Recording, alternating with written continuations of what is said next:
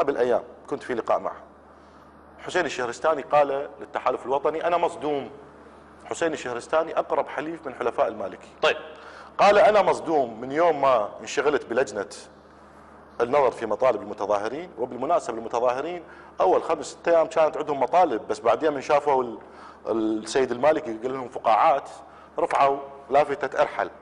طيب. انه انت مو طرف مال تصالح وكذا، ارحل وخلي واحد من الطائفه. بس ما من حقهم يقولوا له ارحل، هم ما منتخبينه حتى يقولوا له عماد مو موضوع انتخابات. ما منتخبينه. خلي الطائفه الشيعيه الكريمه ترشح لنا رجل اخر منها لكي يحكم العراق كما طلب تحالف 19 ايار في لقاءات اربيل والنجف. السيد الشهرستاني قال للتحالف الوطني انا مصدوم لاني وجدت ان هناك 35,000 عنصر امني من سكنة محافظة الأنبار ونينوى. طيب.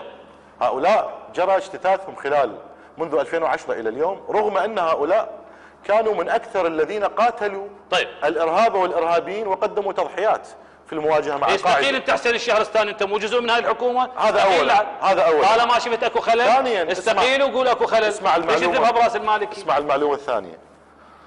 المعلومة الثانية حسين الشهرستاني مكتشف أكو 120 مدير عام في وزارة الداخلية، 5 أكراد 5 سنة، 110 مو شيعة، 110 دولة قانون حزب دعوة.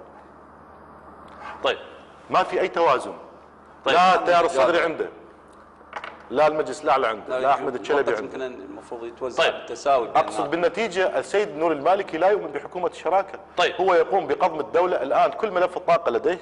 طيب. كل ملف المال لديه، كل استخبارات لا ما كله بيده، لا ما كله بيده هو الرجال. هو باعتباره القائد العام للقوات المسلحة. كله بإيده. بس مو كل الملفات بيده. لا البرلمان يراقب ولا البرلمان يشرع، القضاء أصبح بيديه.